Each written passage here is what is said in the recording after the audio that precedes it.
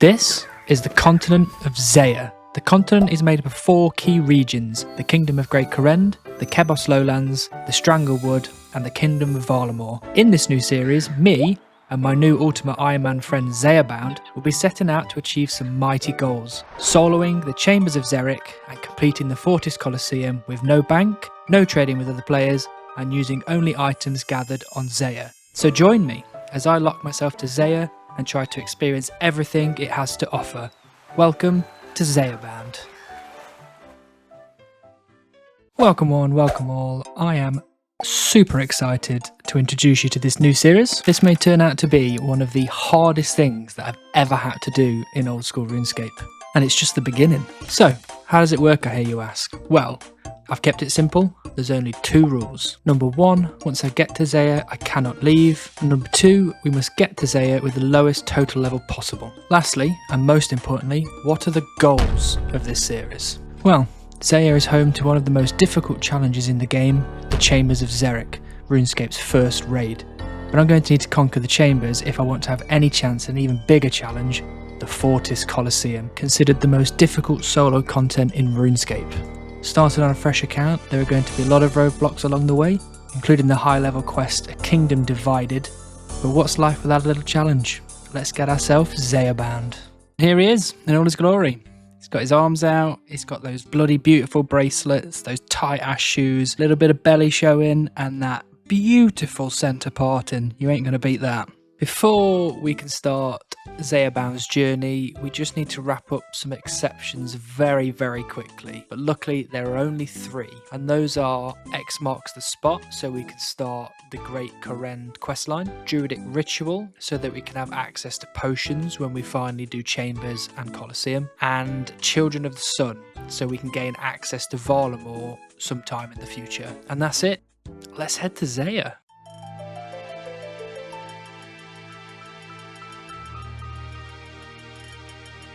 Welcome to Zeah, people. I am so glad that you're here with me. We have a lot to do on this beautiful continent, but before we start on this journey together, I want to just clarify the rules again, just really quickly, one more time. Now we are here, there is no going back. I have got to finish our initial major goal without dying, or it's game over. We are going back to Lumbridge, and the mystique is just broken. So we can't die now for the next X amount of hours. I will talk about how and why this will be achieved a little bit later. And lastly, we managed to get here with only 3 total levels gained, which is amazing, to be honest. 2 unavoidable ones in Herblore and 1 in range, which was kind of a byproduct of having to kill a bear for Druidic Ritual, you know, without dying multiple times. Let's get started on our first official Zeah quest and get us on the road to the main A Kingdom Divided prerequisite quests. And for this, we're going to need to get ourselves on a kind of Lord of the Rings style journey around Korend, speaking to all of the general store owners.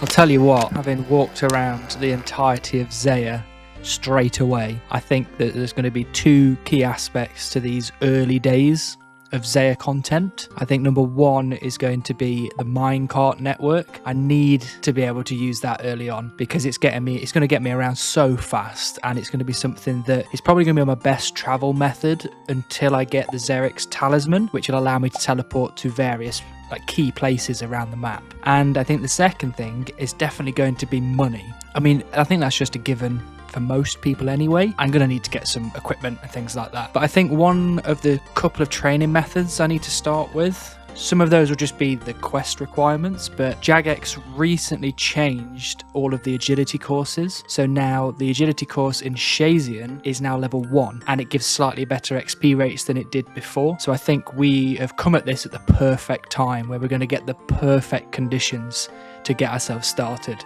So let's see what happens, but that is something that's on my mind now, is agility and money. And that is our first official Zeah quest finished. Nice and easy, no fighting, no puzzles, just walking simulator. We nabbed ourselves 1 quest point, 2 antique lamps, Carest's memoirs, and we can teleport to Karen Castle when we hit 42 magic, which is pretty good. What we're going to use these 2 lamps on is a skill that is super hard to train on Zeah, and is actually a requirement for a quest when we hit Varlamore, Slayer. I think lamping is the only way I can feasibly get Slayer up, so using these 2 lamps gets us 5 Slayer and 9 Slayer. That is a smashing start. This quest unlocks all of the prerequisite quests for our first major goal, a Kingdom Divided, so let's talk about them.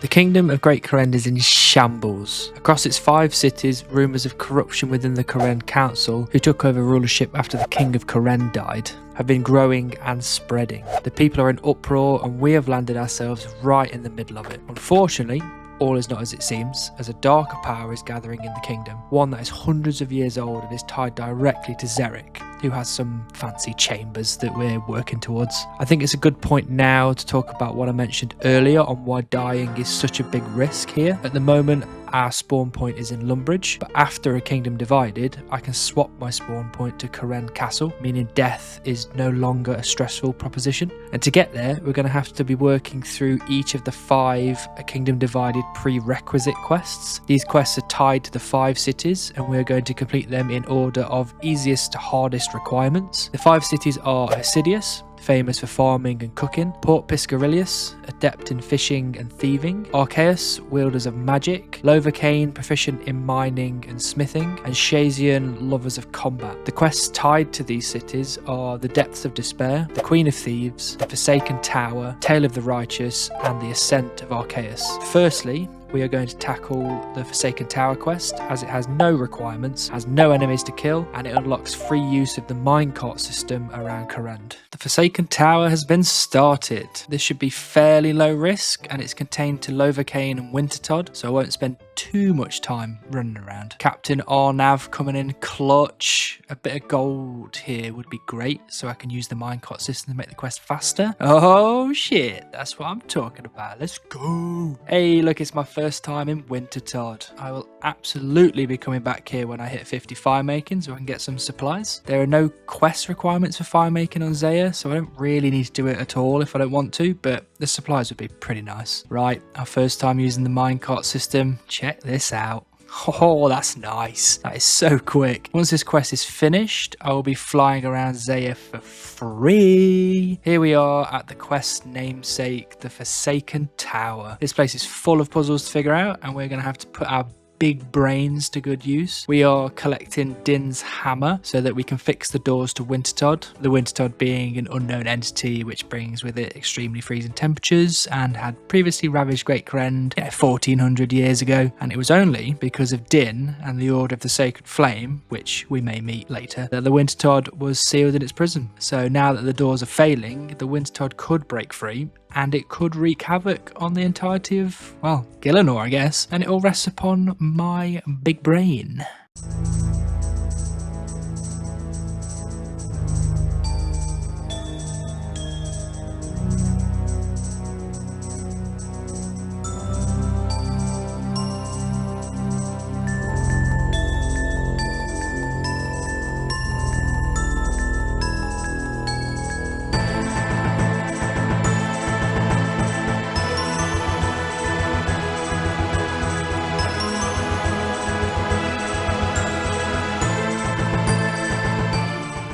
We interrupt this big brain montage to tell you that if my big brain fails me right now, we will take 26 damage plus poison, and we'll be back in Lumbridge like a sad loser. Okay, I think this is the wrong potion. Alright, don't panic, we plan for this.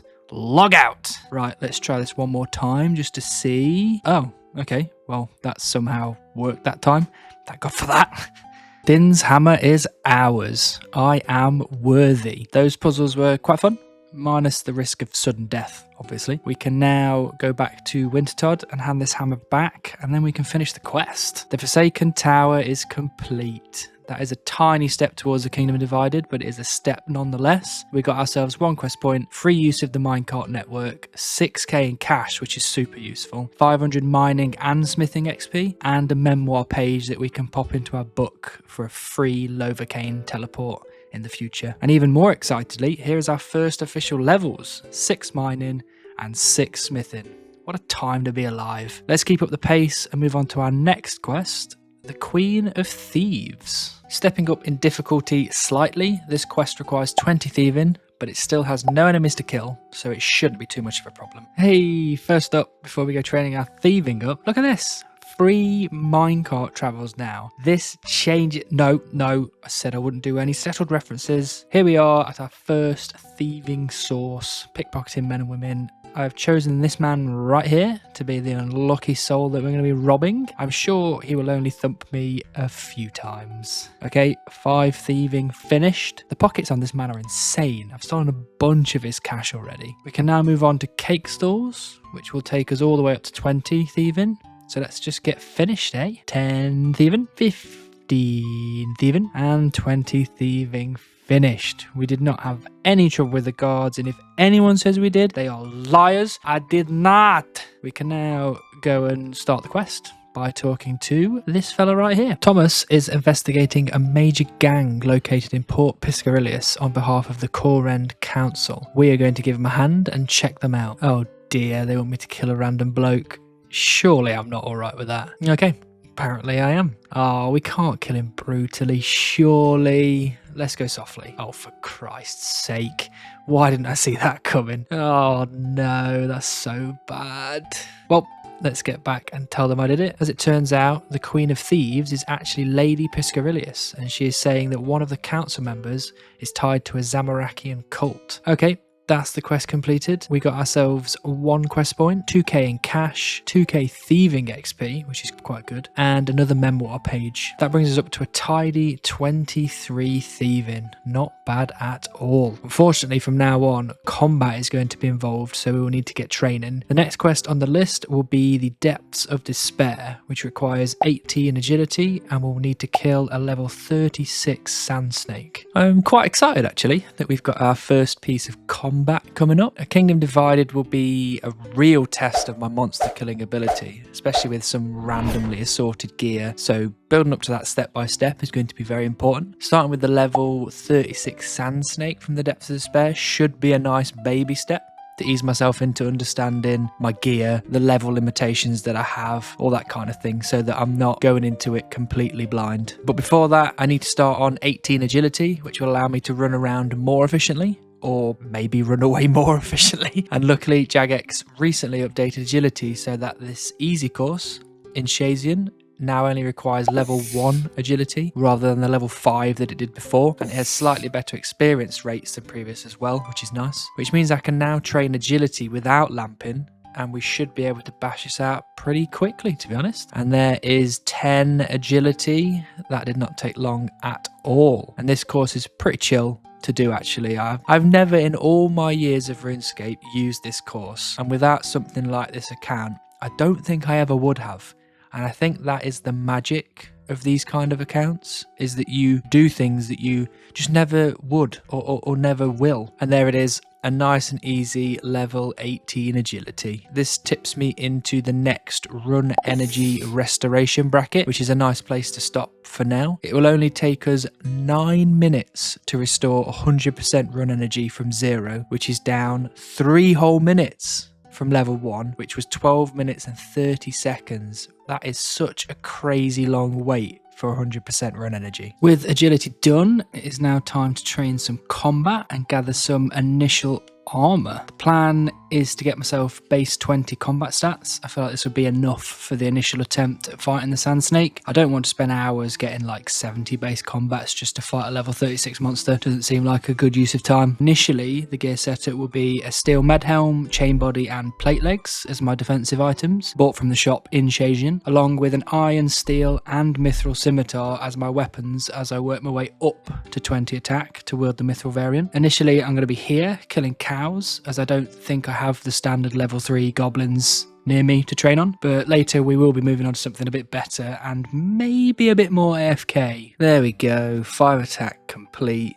We can now wield the steel scimitar. Better get myself up to 5 defense as well, so I can wield the matching armor. That beautiful, beautiful drip. 5 defense done. Steel armor is on. I'm I'm looking pretty sick, to be fair. You don't get this level of drip past the early game. And there is 20 attack. Bit of a jump, I know, but I don't want to hit you with every level I get. That'd be pretty weird, I think. We have moved ourselves over to sand crabs so I can get a little AFK on the go while I give Seer Supreme some love and attention. I don't think it's safe to AFK any more than one crab at a time at this level, as I may die pretty quickly. Better to be safe and not sorry until we finish a Kingdom Divided and can swap our spawn point. Finally, base 20 combats. This is looking real tidy right now. It's probably a good time to start the quest by talking to Lord Kanda Hasidius. We are here to help the Lord find his missing son Arta. Arta has been looking for a royal accord which will transfer power from the Curran Council to the lords and ladies of the Five Houses, and the hope is that wherever he is still alive. Oh, by the way, are these facial features intentional or is this just pure laziness? Anyway, we grilled the cook lady and she said to come to Arceus library for answers, so we are going to have to search all of these bookcases one by one. Okay, here we go.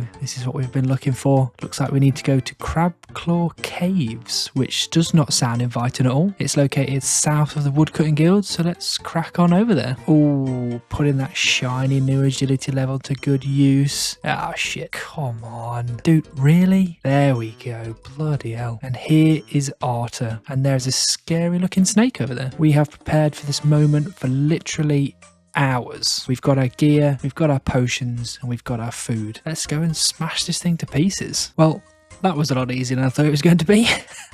I probably didn't need to train that hard, to be honest. But we've got the Accord now, and it's time to return to Lord Hasidius. And that's it. 3 down, 2 to go. I am feeling a swell of excitement for a Kingdom Divided now. We got ourselves 1 quest point, 4k in cash, 1.5k agility XP, and another memoir page. This brings us to a grand total of 21 agility and 3 memoir pages now in the book, which is great. Now we have finished this quest, it's time to move on to the second to last quest and the second to last hardest quest, the Ascent of Arceus. This quest only requires 12 hunter, but we will have to fight 5 level 16 tormented souls and a level 30 trapped soul, which should be fine with the stats we have, but it's more fighting to do. So first stop is to get ourselves 12 hunter. Now this is not as easy as it sounds, and it took a little bit of theory crafted to work out the best way to get this to work. Hunter is a skill that at level 1 can only be trained in a few ways, namely snaring birds or catching kebbits. To snare birds or catch kebbits, you need to either have a bird snare or a noose wand, and you need to have a hunter area with the right level to access. Seeing as we are level 1 hunter and we don't have a hunter shop in the region, we now have to get a little creative. The first step is, where can we catch a level 1 hunter monster? Well, as it turns out, there is one single location in the whole of Northern Zeah where we can do this, and that's Crimson Swifts, all the way over here on the western shores of the Kebos lowlands. To be quite honest, I have never been there before. I had no idea it existed, so all I can say is thank you, Jagex, for thinking of region locked accounts. So we have the location, but to catch these birds, we need a bird snare. Here is the list of item sources, and as you can see, we can't loot them from chests. There are no shops that sell them, and there are no spawn points for them.